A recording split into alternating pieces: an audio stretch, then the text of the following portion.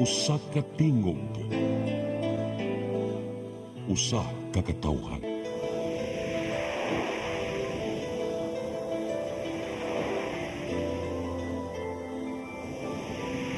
Cebu Catholic Television Network.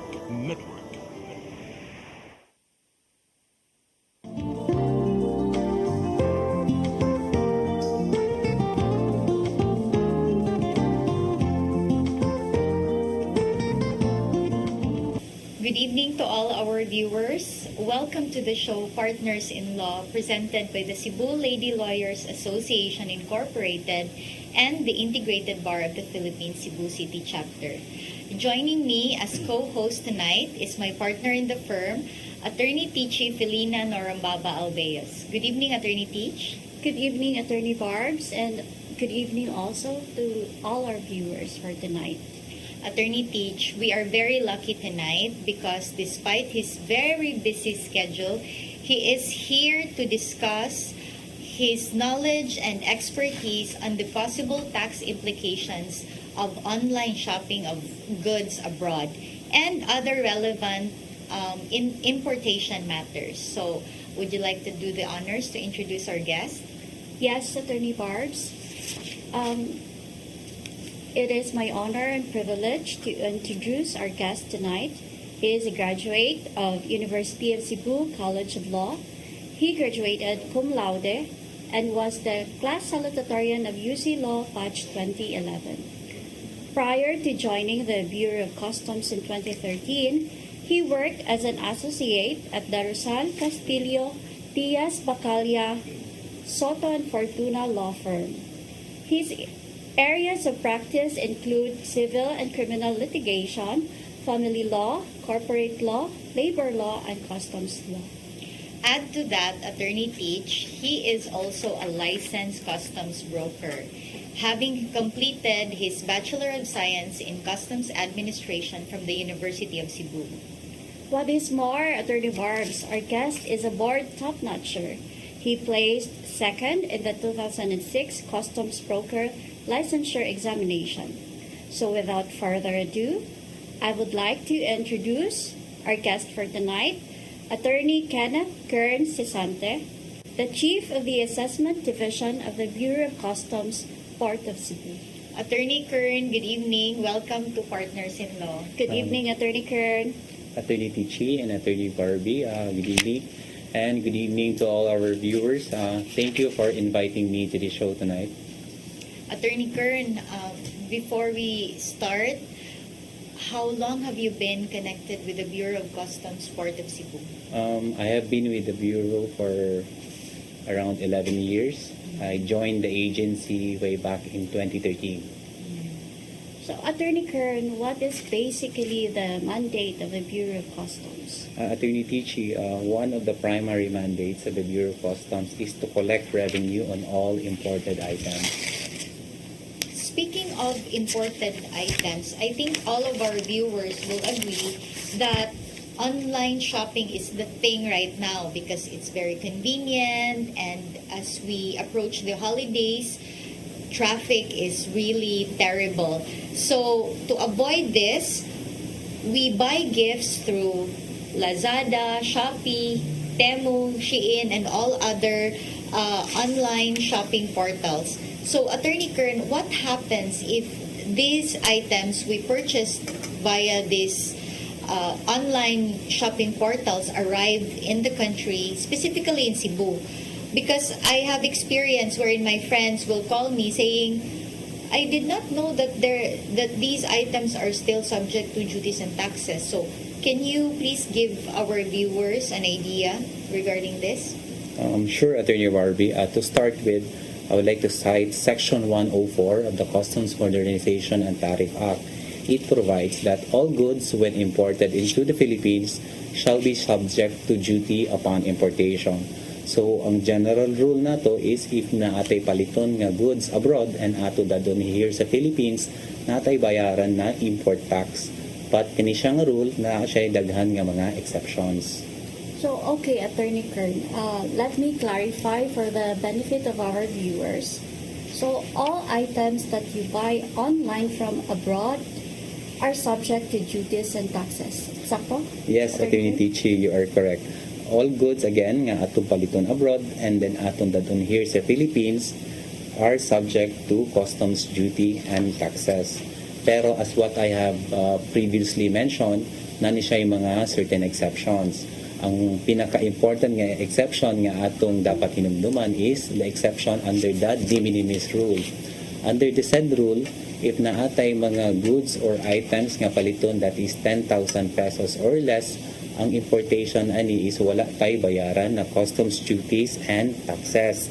So, again, if ang value of the items is less than 10,000 pesos, akong i-emphasize sa atong viewers nga hilig kayo mo palit og ng online like again Shopee, Lazada, Temo, Shein and the likes, wala ni siya bayaran nga duties and taxes. I think ang atong mga online shoppers naka-experience na ani na if they buy an item that is less than 10,000 pesos, ma-deliver ni siya directly sa ilang balay without any payment or any mention about import taxes. So there you have it, ladies and gentlemen. Ako lang also i-repeat for the viewers na if the value of the goods that you buy abroad is below 10,000 pesos, walay tax na bayaran sa customs. Yes, you are correct again, Attorney But Tichi. Attorney Kern, excuse me, how will the Bureau of Customs know or confirm or verify the value of the goods that we bought online?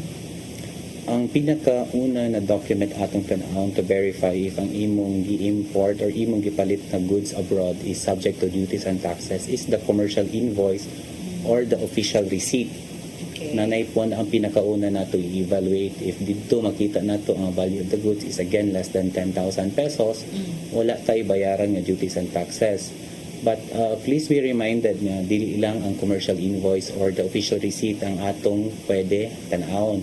The Bureau of Customs can also request or to direct the importer or the consignee to submit the proof of payment or proof giunsa nato pagbayad ang atong mga items sa ngadto sa mga suppliers.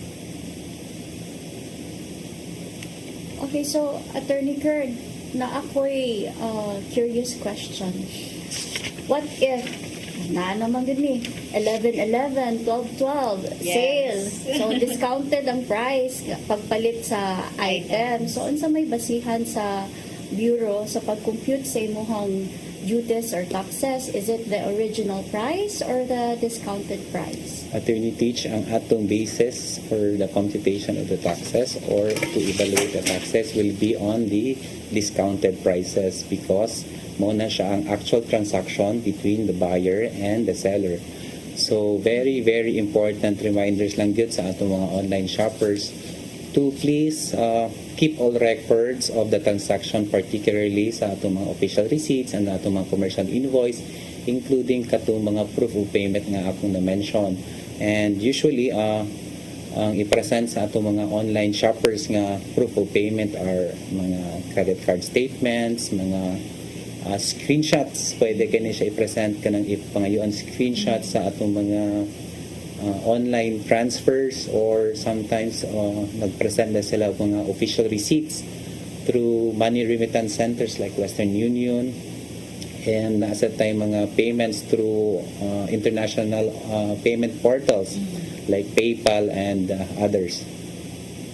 Okay, so since na-establish na nato na 10,000 and below exempt from taxes because of the de minimis rule, what if the total price I paid for is 10,000, more than 10,000? What will apply? How do we go about it, Attorney Kern?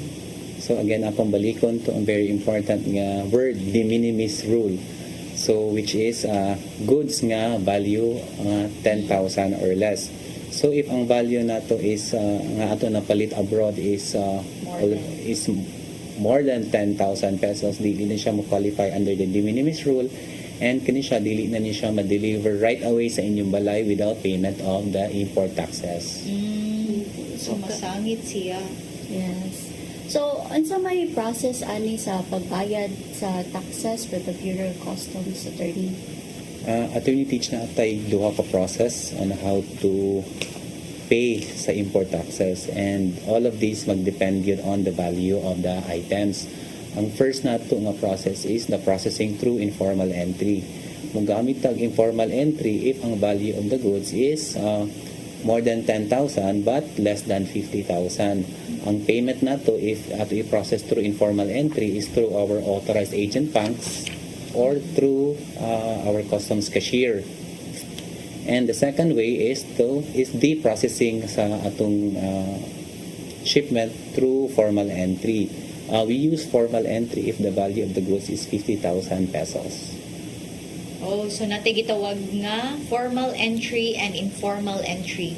Can you expound more on that, attorney? Kay murag nagka-complicated na gyud niya. Maglibog atong viewers sa processing sa customs. Again, I think what na ko na mention ang sa formal entry ang processing nato na for the payments is that adto kuhaon ng payments sa import taxes sa bank account nga imong gi-open for that purpose. Okay, for formal account for formal entry mong good, you will be required to open the account, so it will be a bit complicated mo gid ang I think the right word, because we all know naman if mo request ta or mag-open ta og ay bank account, medyo dagang requirements ang banks. So unlike informal entry nga medyo dali ra gyud siya, kay you can pay directly sa atong authorized agent banks, like for example sa Port of Cebu, which is the Land Bank. Mura kag nagbayad sa imong online bills or sa bills nimo sa imong mga utilities, tagaan lang kag reference number and you can go to the bank and pay sa imong import taxes. Payment through GCash, attorney. Dili na siya allowed. So there you go, viewers, dili pa allowed ang GCash sa customs. Yes, okay. Attorney Barbie, this is very informative, no? I'm sure a lot of our viewers wala kahibaw aning rules sa Bureau of Customs, so daghan gyud ka dapat timan-an di ay. So, attorney, kano sa man ta dapat mo bayad aning duties or taxes nga gi-collect sa Bureau of Customs? Yes, Attorney Tichi, very important day and period when to file ang atong import taxes. You are given only 15 days from the notice of assessment para bayaran ang atong mga import taxes. Oh, so 15 days di ay, Attorney Barbs. So what if the assessed tax on your goods, attorney, kay wala na bayaran? Kay gipalit on sale para makatipid, and then wala nag-expect na naadi ay bayranan na tax. So wala mabayaran within the time nga giingon sa Bureau of Customs. So unsa may mahitabo? Attorney Tichi, ang may tabo na if dili nato mabayaran on time ang payments sa import taxes, ma-declare siya as abandon. Meaning anang abandon, pwede na siya ma-issuehan of decree of abandonment. And effect ana if na-issuehan ang isa ka importation of a decree of abandonment is pwede na siya ibaligya sa customs through public auction. While it may sound scary, di ay nga pwede di ibaligya sa customs if dili ninyo mabayaran on time, ako lang pwede masulti is that the Bureau of Customs will give you enough time para ma-reclaim ninyo ang inyong goods. Actually, if ma-declare abandon ang shipment, it does not mean it's the end of the world. Tagaan pa kag chance para i-reclaim ang goods. Okay, so once it is declared abandoned, we still have a chance to reclaim the goods we purchased online. Can you explain to our viewers the process to reclaim the declared abandoned goods? Yes, Attorney Barbie. Ang atong process ana is that daghan jud kayo di ay wala makiwa ani is how to reclaim the goods. Ang ato lang buhaton ini is that we have to file a request for the lifting of abandonment. Medyo naalang ni siya gamay nga penalty, kay this is to encourage or to discourage the late payments sa atong mga import taxes. So if ma-declared na as abandon ang atong shipment and mo file ta og request to lift the abandonment, aside from the payment of the duties and taxes, is that naatay bayaran na fine. Okay, so before we go to the next question, Attorney Peach, which is, I think, very important, we will pause for a break and we'll be right back.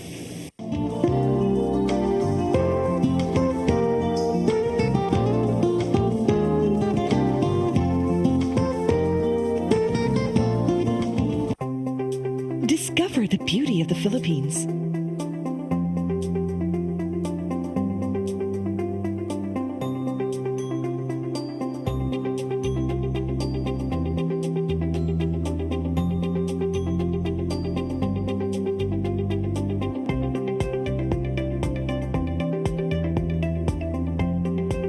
With Philippine Airlines, the country's flag carrier.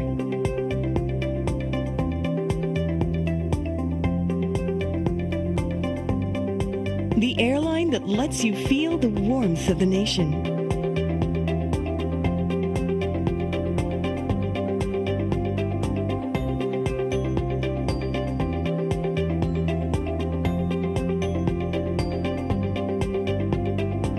Mabuhay!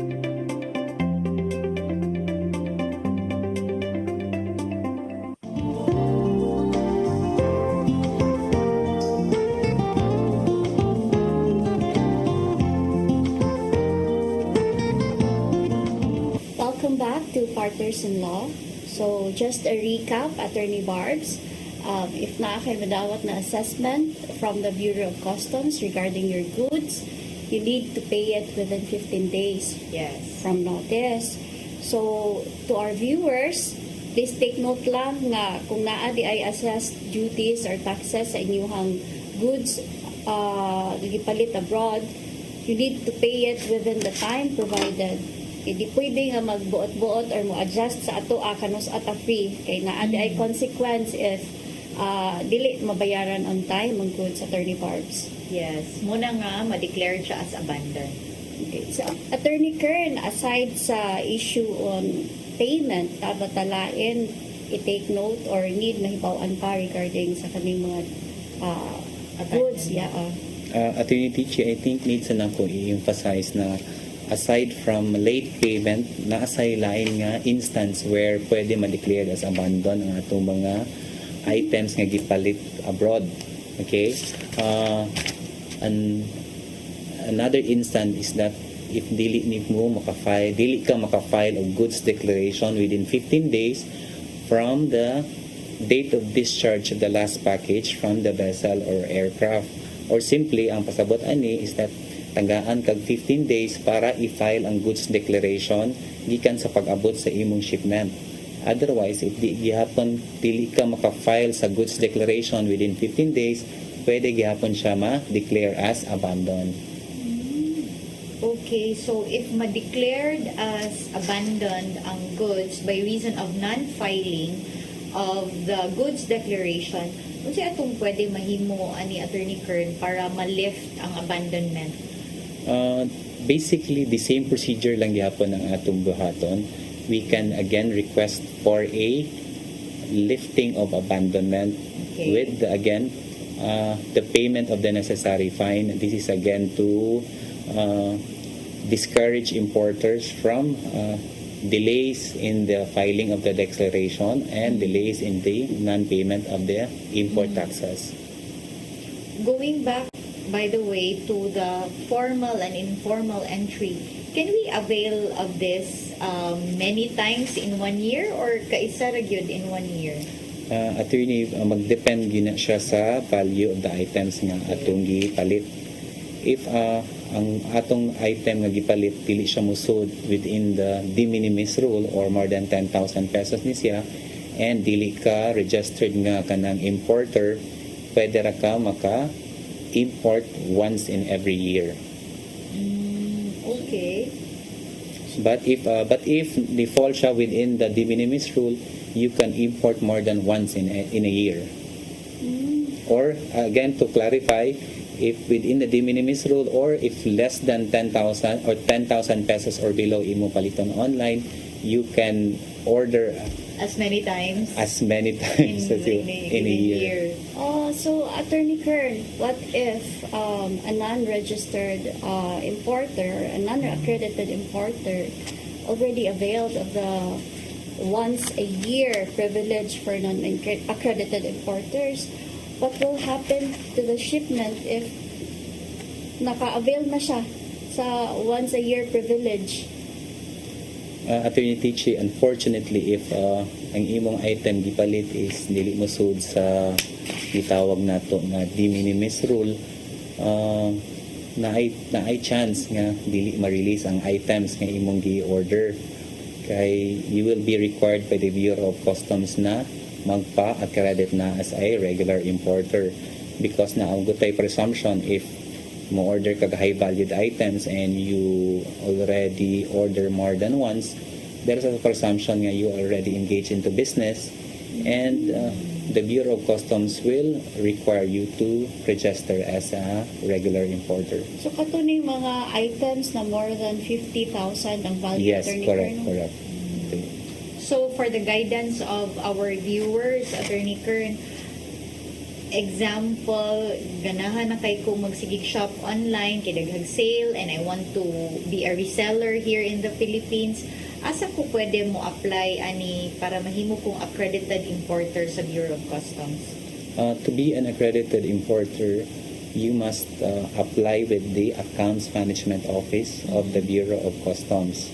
Okay? Nalang ko'y gamay nga i-emphasize, there's a difference between an accreditation as an importer and an import permit na agud tay kanang sana. Usually if natin gamay nga confusion, kay usually naay mga tanan ako, Attorney Kern, unsaon man pag-apply og import permit, when ako silang pangutanan og unsa gyud ang ilang gusto, ang ilang gusto is magpa-accredit sila as a regular importer, dili siya import permit. Okay.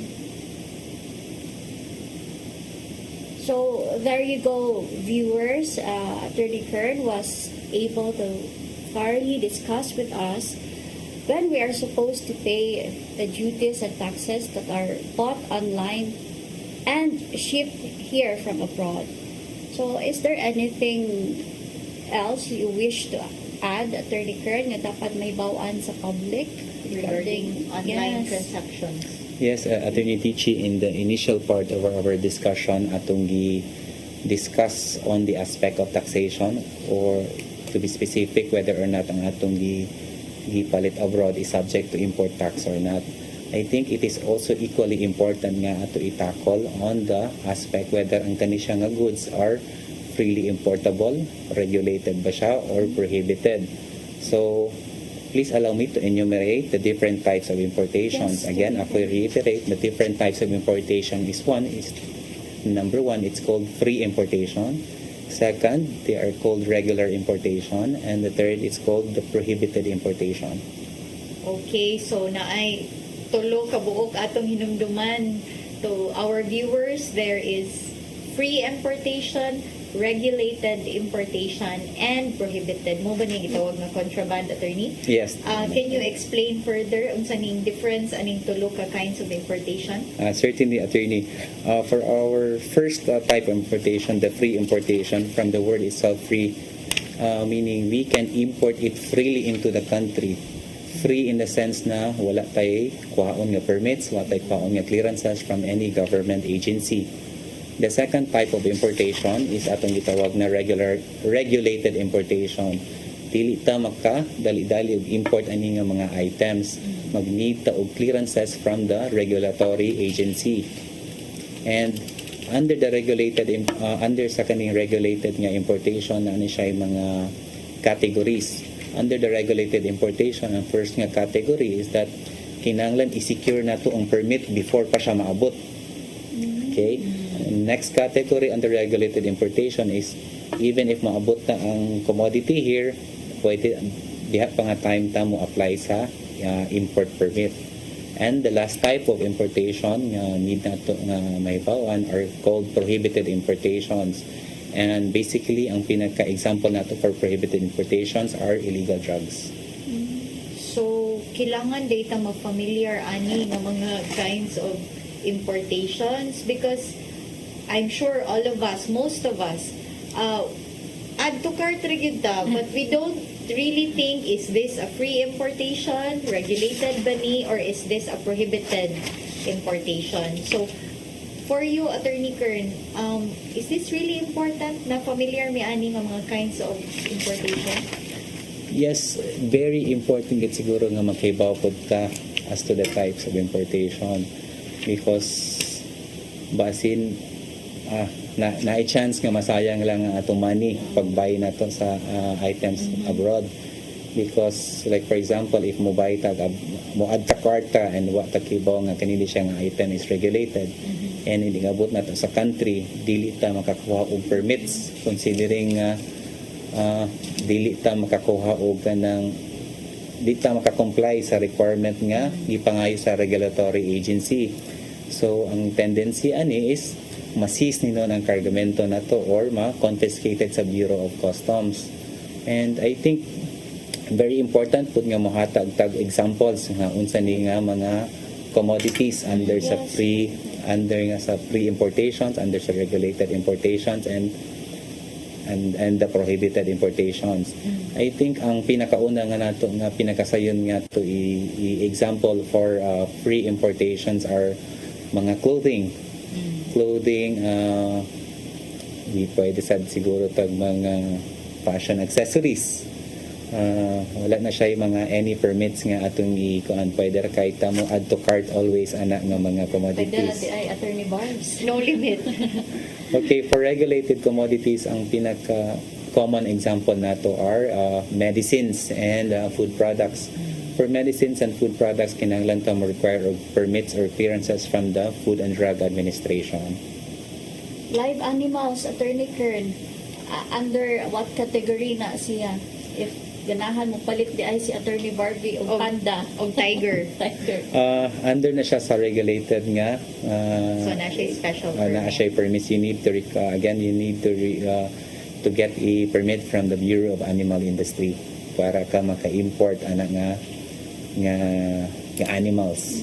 So kung dili ka makakuha og permit aning mga regulated items, Attorney Kern, unsay mahappen sa imuhang gipalit ka item abroad? Again, if dili ka makasecure of permits and naabot na siya diri sa Philippines, Bureau of Customs will seize or wala may choice but to seize it because we are mandated under the law to seize it. Sayang ang tiger, Attorney Barbs. So, ganina, if we do not pay the taxes on time, ma-abandon, but we can reclaim. If wala ni file o goods declaration, ma-considered as abandoned, pero ma-reclaim. Kaning wala, regulated niya, walay permit, ma-reclaim ba gihapon na mo if na-seize? Unfortunately, Attorney Barbie, dili na ta pwede ma-reclaim. Pero naagyapon tay gitawag nga due process kay even if ma-seize na namo ang initially if pangayuan ka og permit and dili ka maka-provide og permit, initially amo na siyang issuean of what we call a warrant of seizure and detention. Even if na-issue na nato ang warrant of detention, you will still be given enough time to maybe basin og eventually makaproduce ka sa mga requirements being asked by the regulatory agency. So during the seizure proceeding, ma-present nimo, then pwede na nato na ma-release. But if during the seizure proceedings, dili gihapon ka maka-present sa mga permits nga gipangayo, then wala gi choice si Bureau of Customs but to already forfeit it in favor of the government.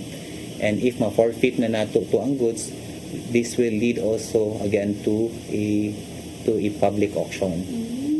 So, Attorney Barbs, very important yun na makahibaw ta if ang atong goods yung gipalit is regulated or not. Or prohibited? For our viewers, very important for them also, di ba? Makahibaw. So, Attorney Kern, na bakay ma-advise, asa man ni makita ang mga lista kung ang gipalit abroad kay regulated ba or not? Attorney Tichi, na ay website aning very informative and very comprehensive which our viewers can check It's actually the website of the Philippine National Trade Repository. You can visit their website at www.pntr.gov.ph. Again, very informative kayo ning website. If naamoy time, you can search the commodity dito. Inyo i-check kung naamoy plan nga i-import nga commodity and dili mo sure if kanisya is regulated or dili. Imo lang dito i-search ato nga website na to siya yung mga boxes. You just have to familiarize how to use the website. Imo siyang i-info dito ang commodity nga imo i-plan i-import, and once you see the commodity, ibutang niya dito if it is regulated or not. Because if it is regulated, nakabutang ko dito unsa ang legal basis, unsa ang mga law nag-require niya to submit the permits, and unsa nga agencies ka dapat makuha og permits for that matter. So, sa mga yung ani, Attorney Kern, dili mo matter kung pila ang value sa item na imong gipalit abroad if belong siya sa mga De minimis. or regulated ba ang item or not. So, dili mo matter ang value sa item.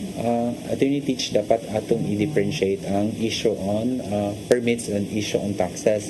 If regulated siya ang item and under siya sa de minimis rule, need gyapon kamo comply ana sa kuan, kaya ang issue na to on regulated product is not on import taxes but on as a regulation na siya. This is to regulate ang pag-isud na to Kung sa i-allow ba and trade in his atuan. Attorney Teach and Attorney Kern, we have a very important topic to discuss too. After this very short break, we will discuss the love scam. So please stay with us and we will pause for a break.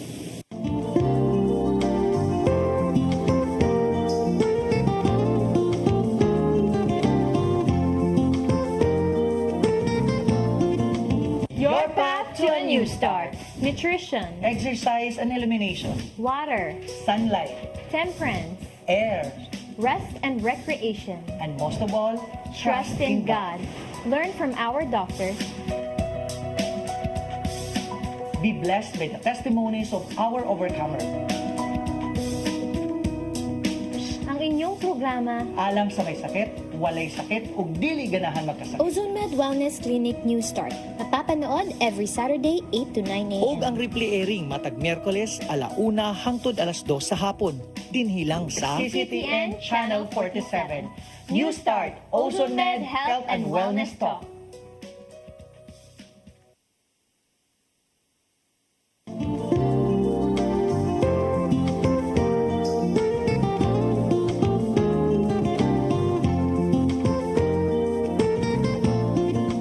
Welcome back to Partners in Law. So we are about to discuss another issue, which is the love scam. Attorney Kern, can you tell our viewers on saan gining love scam? Naglaganap na yung mga scammers ro na pagiday sa love. For the information of our viewers, love scam is an online scam that lures victims with fake love and promises. So unsaon man ni pag unsay can you like explain further? Unsay example ani kay ang scammers pwede through Facebook, other social media platform Saan man nila pagpangilad? para dili may mailad. Kining sa love scam is a brief description lang it is a systematic and very organized na scam because usually ang may tabo ani is atong viewers they will meet someone online through the different social media platforms, and kini siya nga mga scammers, they are very patient in a way nga patient day and persistent man exacto. Okay, every day for example na nakay may Murag panguyaban ni online na Kana, may love mao na ni siya. amo ning love scam. so magkamit mo online, and every day mag-send siya, mag-communicate mo every day, so magkadugay gina siya ang inyong communication to the point nga magtuon na gyud ka nga Tinuod na. there is already a relationship between the two of you. So if maabot na sa point, and if the online scammers would already think na pwede na i-perpetrate ang scam, ang usually buhato na nila is that no promise na sila nga nako na sila ipada sa Philippines. Okay?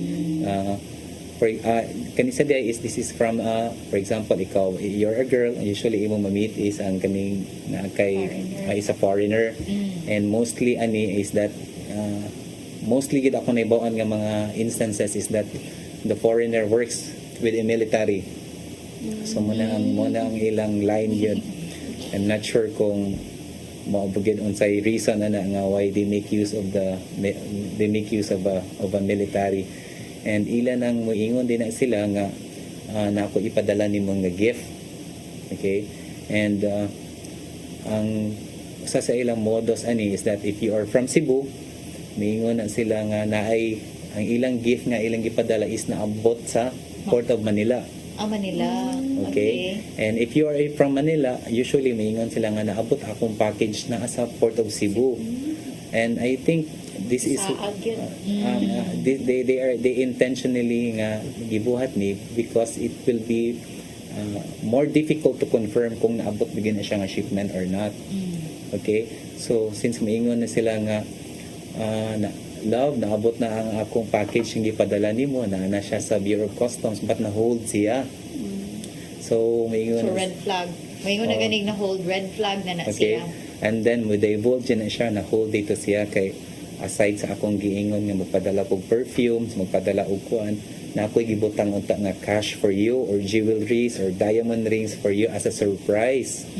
So mo na dayon kilig na dayon ta. So ikaw pod nga makibaw nga na ay money nga gipadala, na ay jewelries, mga high value, medyo makuan kang na di gipadala nga mga high valued items ang akong kuan. So miingon din to ang scammer nga sayang kayo nga ma-forfeit lang sa customs. So miingon na siya nga para ma-release ni siya from the Bureau of Customs, please bayari ang import taxes ana.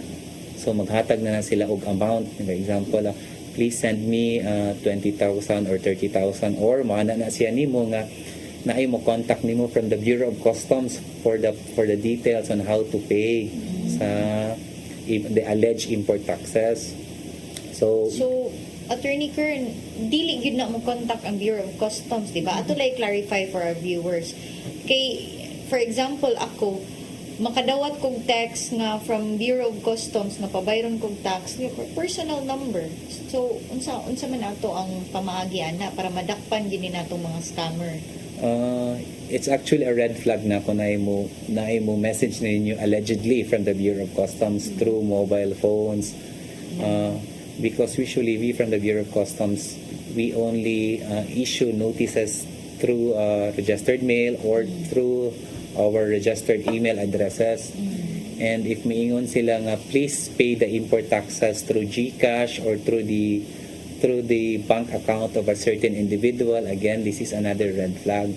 So please ayaw mo pagpadala og money, okay? Masayang lang yun ang inyong money. Daghan na ba na ilat ang mga ingani, Attorney Kern, sa imong nahibawan? In my 11 years na stint with the Bureau of Customs, medyo daghan na gid ta og mga Pinay nga dali mainlaw. Nagitay daghan mga kailang nga na victimize ani nga scam. In fact, even I knew of some lawyers, single lawyers nga na victimize sa ani nga scam. Very sa pagkailad sa lawyer, attorney, mabuol man punta. Very organized yun sila and very systematic yun siya nga dili siya ka magtuo nga this is a scam. So ako lang i-share ang one experience but I will not name the name of the lawyer. Ni-contact siya nako and she's a lady lawyer. She was asking for help because allegedly ang iyang fiancé kay naka-detain na sa Bureau of Customs because dili daw mo bayad og duties and taxes because ang iyang gidala or iyang package nga gidala is that need bayaran og duties and taxes. So when I asked her about for more details, she said nga since she is from Manila, nga na siya nga naka-detain daw sa Bureau of Customs sa atong airport sa Mactan.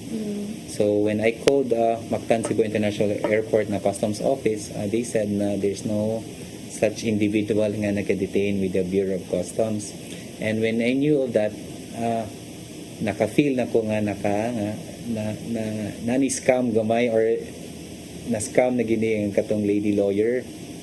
So when I told her about it, what's ironic is that medyo dili siya mutuon nato nga possible scam because siguro kana mo gina I Na love scam. I Na don't- love scam si attorney. I'm not sure if nanghinayang ba siya sa money nga allegedly nga or sa jewelries nga allegedly nga gipadala, or nanghinayang siya because she was already thinking na na-meet na niya ang iyang Iyang forever. forever. Forever scam day. So, muna ang mga example na po kay usapod nga na-remember nga medyo naluwi ko kay there was one person from the province, he came to Cebu.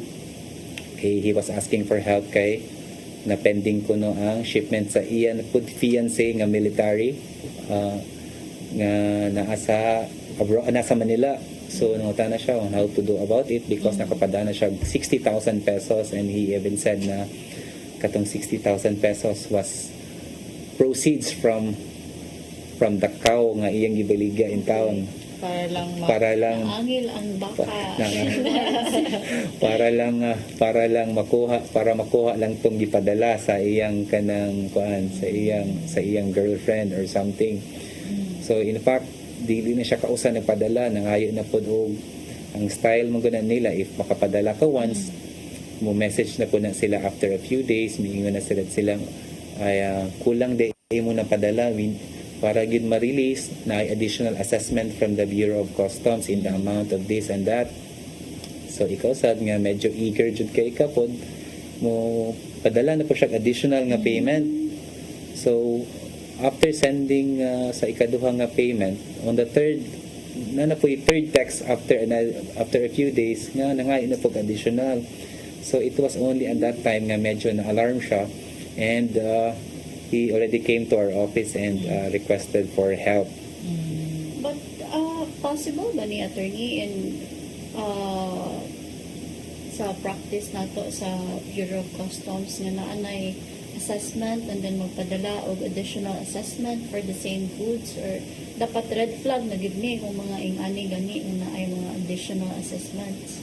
Yes, red flag na siya if ang communicate ninyo is through regular mobile phones, mga unverified accounts. Because again, if naatay mga communications from the Bureau of Customs, it comes from our official email addresses. And Speaking of verified accounts, attorney, because I have a friend, lawyer sad, nakadawat siya og message allegedly from the Bureau of Customs. Gigamit pagid ang logo kay murag easy naman lang ron sa profile sa Viber, butangan ra nimo picture sa Bureau of Customs, so to make it appear that it's official and it's really from the government agency. So I'm curious, considering that laganap ng gidning love scam o uban pang mga scam, and people who do not understand this might say nga kanig yung custom sige ra ning pangayo og tax niya ilad ko wa din ako nakuha ang item. So how do you disseminate this information to educate the public and to prevent the same thing from happening? Unsay mga actions nga nabuhat so far na? The Bureau of Customs under the leadership of Commissioner Rubio, extensive atong information drive against love scam. Atuning naani siya sa atong websites, and sometimes we even have it published in newspapers and other mga social media platforms para mas ma-aware ang atong public about this kind of scam. Okay, possible bang just like LBC attorney teach ba, like na ay tracking number, I can check if padung na ba nako ang item. Can I also monitor, is there like a platform or a website by the BOC na I can check if legitimate na a bagyo package pa doon na Or kumabot? matrack ang package.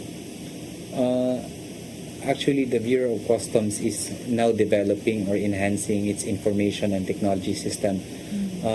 Mo gina pinaka-goal sa Bureau of Customs nga ikaw you will know, you can confirm with the Bureau of Customs yun nga website, dili ka from other parties to confirm kung naabot kay shipment nga naabot na to.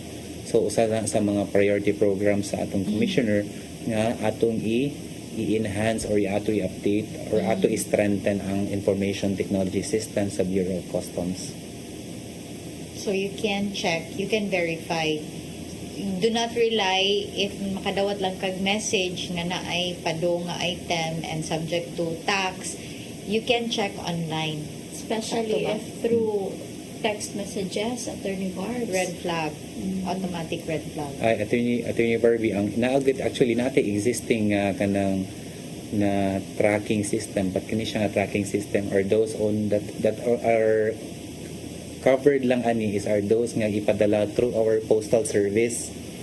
Wala Post office. post office lang. Wala patay system nga kanang ipadala through DHL, ipadala through FedEx, ipadala through UPS. But ikaw mismo, ikaw as an importer, pwede ka mo gamit sa system sa FedEx, sa DHL, sa when the other nga mga kanang cargo, mga other cargo forwarders. But wala pagitay system sa Bureau of Customs itself to track as to the real time status of the shipment or if naabot sa imo. So mo na ang pinaka ultimate goal gid sa Bureau of Customs nga i-automate natong atong mga transactions to be more efficient para to safeguard gyud ang atong mga the public. Siguro, Attorney Barbs, kung wala kay gi-expect na package, niya na yung text sa imuhang na ay package na abot, pero imuhang bayaran ka na, red flag. Kung naa kay gi-expect na package, pero pabayaran na pod sa imuha, gikan sa imuhang Lover. magduda na pod siguro ta, Attorney Barbs, Yes. So, naagid ay ning mga scammers karon, no? So, thank you so much, Attorney Kern. Daghan kay mig na learn. To recap, Attorney Teach, Yes, Attorney if it's 10,000 and below, de minimis rule, walay tax free. bayaran. So, pwede ra, no limit, you can add to cart throughout the year. If 10,000 and above until 50,000, informal entry, Attorney Barb. So, naibayaran ato sa accredited partner sa BOC or ato sa Customs cashier. Customs Yes, cashier. and very important na ay deadline to pay. So, 15 days. Otherwise, ma-declared as abandoned ang imuhang gipamalit online. So, if more than 50,000, dapat formal entry na, Attorney Kerno, but na ay privilege na ma-avail once a year. Pwede gihapon, but you need to open an account for that items imong gibay abroad. If more than once na, need na ka magpa-credit, Attorney Barbs, or else, goodbye items kay isi sa or ma-declared abandoned sa customs ang imuhang items if di mabayaran. Yes, and more importantly, last na lang na recap, we have to be familiar with the types of importations. If it's a free importation, regulated or prohibited importation, because naa siya consequence if it's a regulated or a prohibited importation. Yes, Attorney Barbs. Attorney Kern, any advice to our viewers regarding importation, especially now that it's the holiday season, daghan gyud kaayong kuan. Mga last minute shopping, Christmas shopping. I think like just an assurance from sa atong public na we from the Bureau of Customs are your partners in trade, and whatever concerns nga kuan, we are inviting the importers or the consignees themselves to go straight with the Bureau of Customs if naa sila yung mga concerns or na yung mga pangutana. So because sometimes there are instances nga mo rely lang ta with the third parties to confirm as to the status of the shipment. So we would advise na if you have concerns with your shipments to go straight with the different customs offices para atog yung ma-confirm para dito ma-victimize sa aming lab scam. So if naatay doubt, for example, if katong ako na mention nga medyo naatay ni meet online and then nagpadala siya kanang goods and then there is katong ako na mention nga i-require ka nga magpadala og payment through a private individual, through GCash, through the bank through a bank account, please go straight to our offices to be safe and para dili masayang atong mga hard-earned nga mga money. Yes, thank you, Attorney Kern, for helping us unwrap the complexities of the customs regulations. And as we conclude tonight's discussion, we wish our viewers a stress-free and joyful holiday season. So we appreciate my husband, by the way, Attorney Kern Cesante, for your valuable insights. Thank you so much for being here. And because we learned a lot tonight, I think we will be more confident the next time we add to cart. Thank you, and see you next time in our next episode here in Partners in Law.